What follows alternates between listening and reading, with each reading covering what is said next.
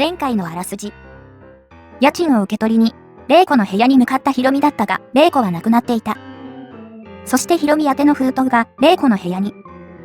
だが中身は抜き取られていた。亡くなった夜、2時から3時の住民たちのアリバイは皆不確実なものだった。ひろみは、大岩刑事と玲子が勤めていたスナックへ向かうことにする。大岩刑事と山崎ひろみは、駅前の繁華街裏にあるスナック、愛の店内に来た。店内にはお店のママが一人カウンターの中に立っています。いらっしゃいませ。お客さん、高校生をお店の中に連れ込むと警察がうるさいんですよ。あら、警察手帳をお持ちということは警察の方ですか？まさか、制服のまま来たの？それじゃ、平気ね。じゃんじゃん飲んでいってよ。嘘よ。刑事さんったら本気にしちゃって。怒らないでってば。とりあえず玲子について聞いてみよう。今日の夕刊に載っているのを読んだんだけど、彼女、殺されたんですって？私、びっくりして。だって昨日まで一緒に働いていたんですもの。昨日はどうだったのかな？別に変わったところはありませんでしたよ。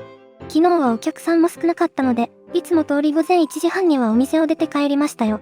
これは言ってよいのかわからないけど、彼女にはたちの悪い紐がいてね。昨日の早くから飲みに来ていたけど、名前は何だったかしらね。紐、怪しいね。思い出してほしいけど、あたりにヒントないかな？カウンターの上には、ブックマッチが置かれていて、奥の棚にはボトルが並んでいます。ブックマッチ？お店の名前が入ったマッチですよ。ひろみはラベルに太いマジックペンで、玲子と書かれたボトルを棚から取り出した。その横には、同じく三田と書かれていた。あら、あなたもバーボン飲むの？ IW ハッパーは私も好きよ。二人で少し飲もうか。良いじゃない。女友達でしょ。でも、そうですか？それじゃ、ごくん。おいおい、ひろみちゃん。あなたは、ビールでも飲んでいなさい。ついに飲み始めた。ひろみはグラスを取って口に運んだ。飲みっぷり良いわね。ぐっと行きなさい。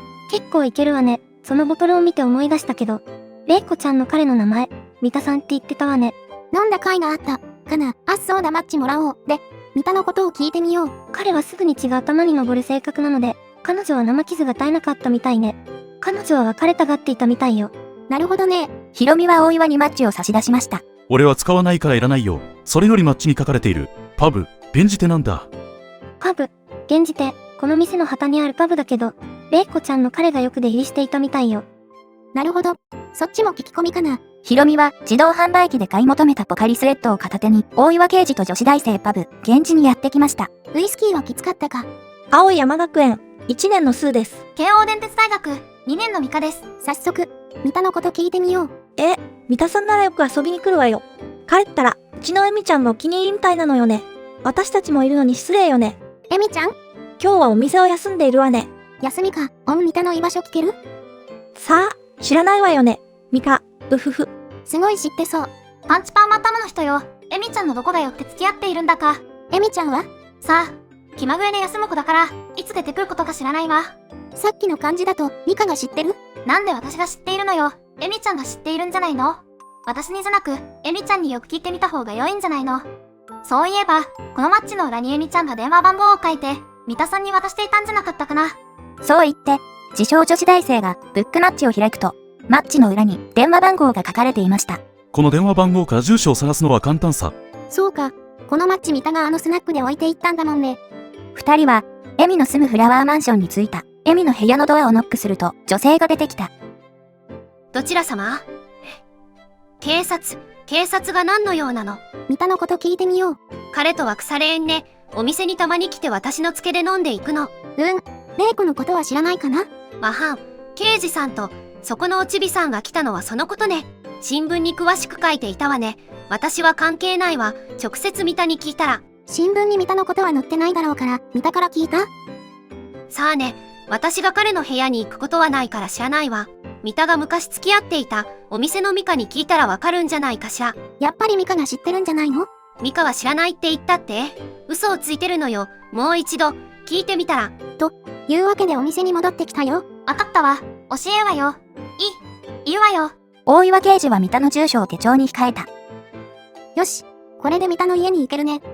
二人は、三田の住むアパートにやってきた。三田の部屋をノックすると、本人が部屋から出てきた。いた。誰だ？おめえは？警察の者だ。水木玲子の件で話を聞かせてもらうぞ。聞くなら手短に頼むよ、さつの旦那。それとおちびさん。まずは玲子のことを。俺の女がどうしたって言うんだ？今朝、殺されたっていうのに知らないのか。俺はスポーツ新聞しか読まないんでだ。本当かな？それで、誰がやったんだ？お前も容疑者に入っているんだぞ。俺はやっちゃいねえ。本当だ。旦那。昨日の夜は早くからスナック I で飲んでいて結局、看板になる午前4時まで飲んでたよ。本当なら、確かにアリバイになってる。証言してくれる人はいるのか？ママが外出している時以外は、ずっと朝まで店でママと飲んでたよ。ママが外出？夕方の6時半頃から1時間ぐらいだったかな。でも、その時間は玲子は生きていたんだから関係ないだろう。んじゃあ関係ないのかな？これ以上聞いても無駄なようだし、今日はもう遅いからアパートに引き上げるとしようか。アレキは昨日と同じように、帰ってくるなり部屋に入って、すぐ寝てしまいました。大岩さんは、これから署に戻ると言って帰りました。まあお酒入ってるしね。僕はパブ、源氏、と書かれたマッチをアレキの部屋で見つけたので、わざわざ大岩さんに返す必要もないと思い、ゴミ箱に捨てました。いらないアイテムってことかな？そして翌日の朝、今日は4日目木曜日です。事件の捜査を始めて、今日で4日目になり、弟の直樹と約束した1週間も半分が経過しました。今までに起きたことを思い出してみましょう。1日目、大岩刑事が、親友の室岡幸子の死を告げに来る。大岩刑事は、事故現場の踏切から男が逃げ去るのを目撃している。病院の看護婦から、若い男、H が花束とメモを持ってきたことと、女性の声で室岡幸子さん宛てに電話があったことを聞いた。幸子の自宅に行く幸子のお母さんから、私宛てに手紙を出したことを聞き、急いでアパートのポストを調べるが、手紙はどこにもなかった。2日目、管理人としての第一の仕事始めとして、住人のみんなから家賃を集めに回る水木玲子さんに、明日まで家賃を待ってくれと言われる。この日に、極東新聞記者の高根沢さんが越してきた。私は、幸子のセーラー服を借りて、幸子の通っていた白川学園に調べに行く。白川学園で話を聞いた結果、幸子には試験問題盗難の疑惑がかけられていたらしい。野球部のキャプテンの星川くんが、幸子に好意を抱いていることも分かった。星川くんは、幸子に暴力を振るったこともあるようだ。3日目、家賃を払ってくれる約束になっていた水木玲子さんの部屋を訪ねると、水木玲子さんは部屋の中で殺されていた。驚いたことに、水木玲子さんの部屋には、幸子が私宛てに出していた手紙の封筒があった。しかし中の手紙はどこにも見当たらない。